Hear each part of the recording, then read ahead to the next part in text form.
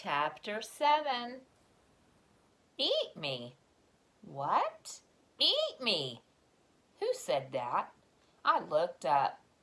That's where the voice came from, but I couldn't see anything. I twisted my neck to the side. Still, nothing. I flipped my back end around trying to find who was speaking to me. Cat, I'm up here, on your head.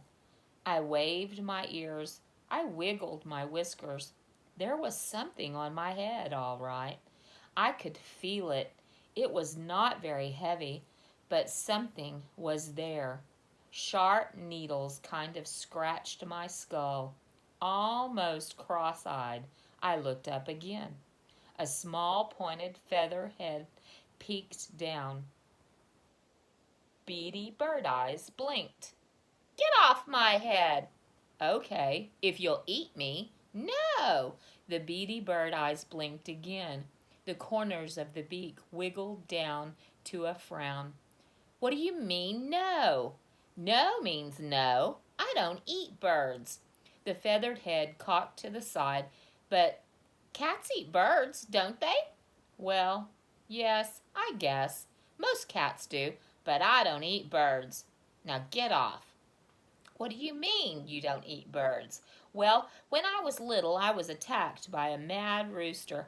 I don't like feathers in my mouth, and the rooster was so big and mean and frightening that... Look, cat, the bird interrupted, I don't want your life story. I just want to get it over with. I lay down and flopped over on my side. Maybe I could knock her off. Only when I rolled over, she just clung to me. When I lay on my side, she walked to the other side of my head. When I rolled to my back, she walked to my face. She stood right on my mouth and glared at me in the eye. Get what over with, I mumbled. I mumbled because it was hard to talk with a bird standing on my mouth. I can't fly, she pouted. All my family went south for the winter, and I'm here all alone. I don't want to starve. Mama told us that cats eat birds, so I figured, well, it's quicker than starving to death. I shook my head. Her little claws clamped harder to my mouth. It was starting to smush my whiskers. I flipped over so I could get my paws under me. She walked around my head as I rolled. By the time I stood up, she was perched between my ears again. Look, bird, I wish I could help you, but... Just my luck, she chirped. I'm starving to death, and I land on the only cat in the country who won't eat birds. If you won't eat me, then feed me. What? I'm hungry. Get me something to eat. What? You're a bird. Look, we've already been through that. I'm a bird. You're a cat. Only you don't eat birds. Either eat me or feed me. I'm hungry. I twitched my whiskers, thinking for a moment. Well, there's some cat food inside. I didn't eat all of it this morning. I guess I could take you in there and... I broke off what I was saying when a sudden vision flashed through my head. I could just see me marching into the people's house with a bird on my head. I was a cat. What was I thinking? Bird, you're going to have to get off my head, I yelled. Feed me first. I'm a cat. I can't go around with a bird on my head. Get off. Nope. Not until I get something to eat.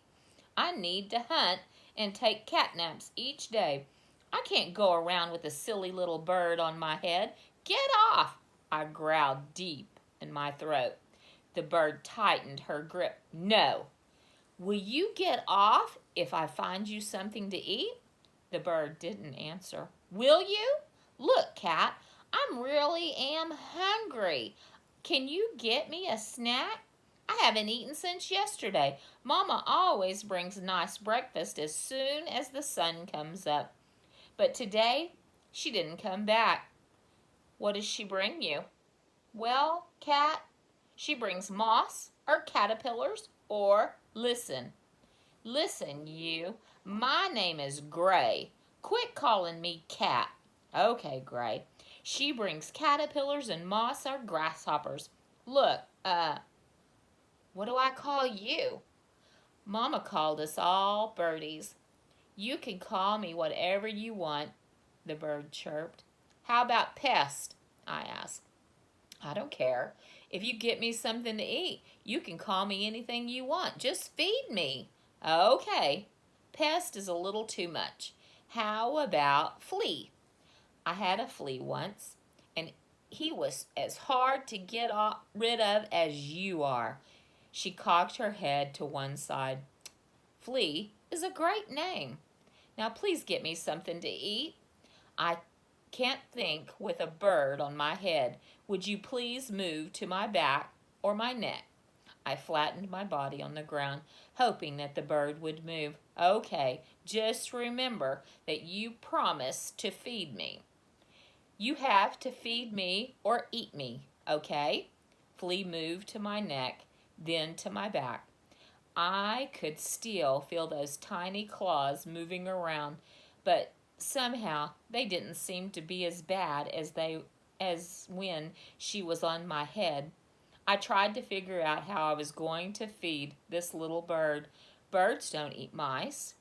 I saw plenty of moss flying around the yard lot at night, but they were always high up in the air.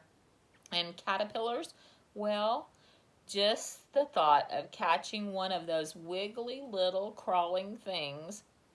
Hey, Flea, do you like grasshoppers? I asked, remembering the ones that I had seen this morning. Mama brings them to us sometimes. They're not my favorite, but I'm hungry. I walked toward the yard where I had seen the bugs.